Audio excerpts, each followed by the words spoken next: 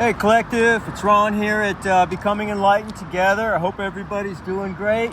It's Saturday the 16th. We're going to go ahead and do our rune-only pull, and then I'll do a separate tarot pull right after that, okay?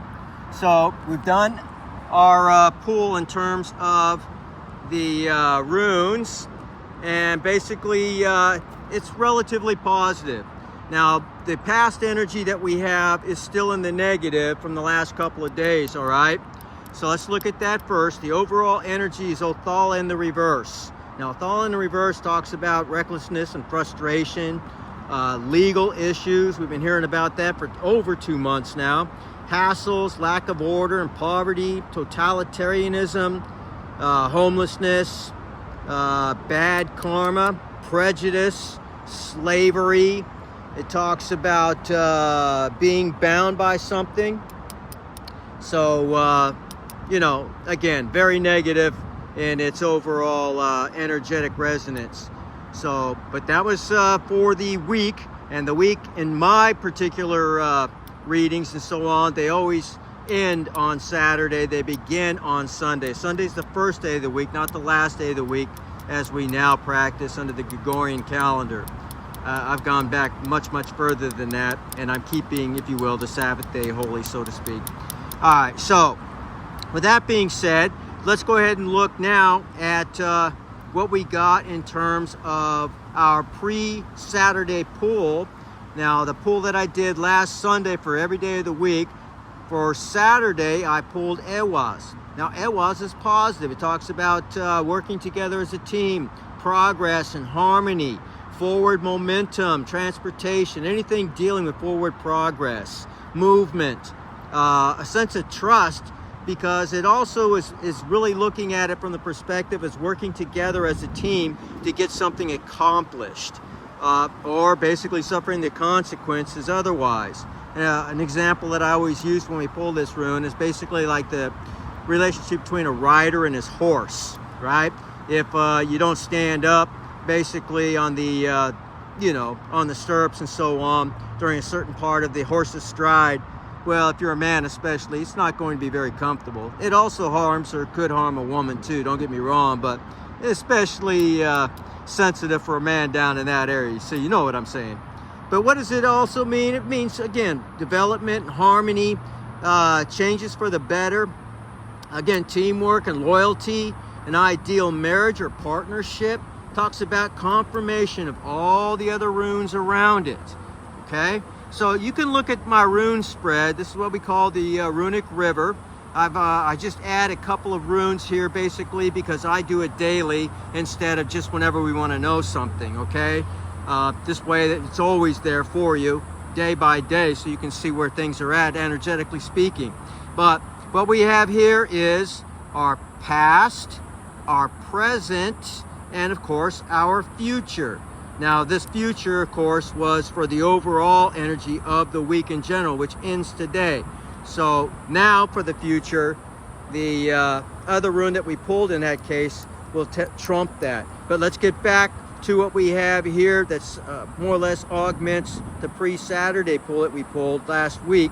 And we pulled Sawelo today in the upright. Now Sawelo in the upright, again, is like the sun card in the tarot deck. It's the brightest card in the tarot deck, and it talks about sun and life force, just like that card does. It also talks about clear vision, clarity, talks about honor, rest, achievement, health, positive changes, victory, success. We see that one word echoed so often in these readings now. Again, your higher self, your intuition, power, and the elemental forces, okay? So it's a very positive rune that we pulled for today. And I hope today's been very positive for you guys in general. All right, now some of the influences to the left and to the right of this energy are also positive. We pulled Legus. Now Legus is like any of the water cups in the tarot decks. Now water basically is one of the elements: fire, water, earth, and I said fire, right? Air, yeah. Okay, now the fifth element they don't talk about is the ether, but that's a whole other subject. And this talks about water, which is really talking about your emotions and stuff like that. So your emotions in this particular case are referring to like your dream state, your intuition, your psychic abilities, as well as anything in the materialistic sense that's associated with water. Rivers, lakes, streams, the ocean, something leaking water, anything of that nature. But it also talks about source energy. It talks about source energy is God energy, if you will. It talks about your healing powers.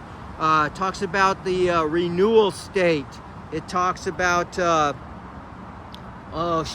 those things which are hidden, unknown, fantasies and stuff like that. But it also talks about the underworld. Now keep in mind, in the Norse belief system, Helheim is basically not a place of torment like in the Christian sense of hell. It's actually a place of rest and reflection. Okay, and Loki's daughter is the one that resides over Helheim. All right, so there's a lot of similarities between Christendom and also the Norse religion, believe it or not, or their belief system. Although there's significant differences as well, and because Christianity was basically forced upon many of the Celtic world tribes that were practicing this, these types of belief systems. They're not exactly, let's just say, Christian friendly in a lot of cases. But they do have an equivalent, if you will, in terms of a god of light and love in the, the character of Balder. Balder was a god of light and love, and he was the son also of Freya and of Odin. And he was killed because of Loki's mischievous ways and everything else. But he will be raised up again in the last days in Ragnarok, just like Christ is coming back on his white steed, his flaming sword, to do battle with the forces of evil. Well, so is, Balder and all the other gods and goddesses, basically in Valhalla and in Freya's kingdom as well. She has her series of warriors that she gets when they die after battle as well. And the Valkyries bring them out, the female warriors bring them, after the battles, those who have proven themselves and so on. But anyways, I digress. So over to the right, we got another, it's more of a neutral rune. It just reminds us that you are always going to have negative aspects, delays, needs, stress, I already said obstacles, right? Hurdles, resistance and so on like that in our lives. But that resistance builds up, if you will, a strength, so to speak, in our psyche. It's like, again, when you have a wound, when it heals, the scar tissue is much harder to damage than the surrounding softer tissues, right? So we're building up scar tissue, if you will, upon both our psyche and our souls by going through many of the hardships. That's what this is reminding us of. So it's not a bad rune. It just tells us, in a sense of reality, that what we would otherwise see as basically negative a lot of times has its purpose, okay? Now, finally, did I already do the past? I didn't do the past. All right. Well, the past energy for the week was Rado in reverse. That was from yesterday, Friday, and it was not a very good rune.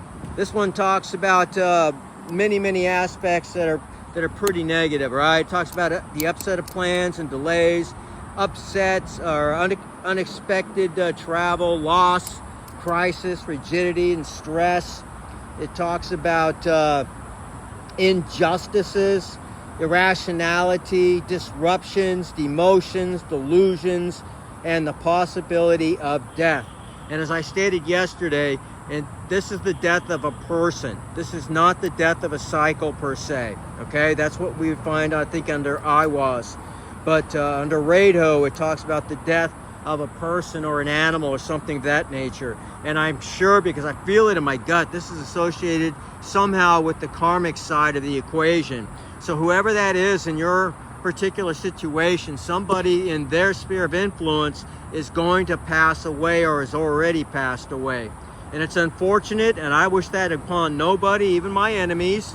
I want them to see the the light, you know, and to be able to correct their situation if they have that within them.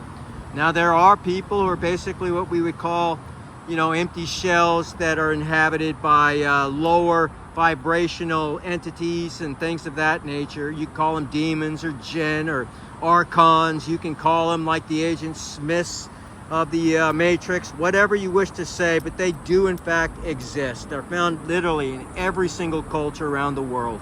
It doesn't matter. It's the deepest, darkest Amazonian tribal freaking belief system, or it's one of the more developed, if you will. And I hate to use it that way, but that's the way they see themselves. So I'm not going to go ahead and fight that fight here right now. So we'll say any of the Abrahamic faiths, for example, or Hinduism, Zoroastrianism, or any of those things. Okay, so anyways, so we do have some negative energy from yesterday, and that's basically what Othal in the reverse was basically intimating here. This is the last day of the week. Like I said, on Sunday, it's the first day of the week, and I'll do another rune pull for the entire week then. Now, for our future, we got Aiwass. Aiwass in the upright is a very positive rune. It talks about the death and rebirth of a cycle. Okay, so this one's talking about potential human or animal death. This one down here is talking about the death and rebirth of, it could be also a human or an animal, but it's talking specifically in this particular case of a cycle. Okay, so we also have success, strength, reliability, and dependability.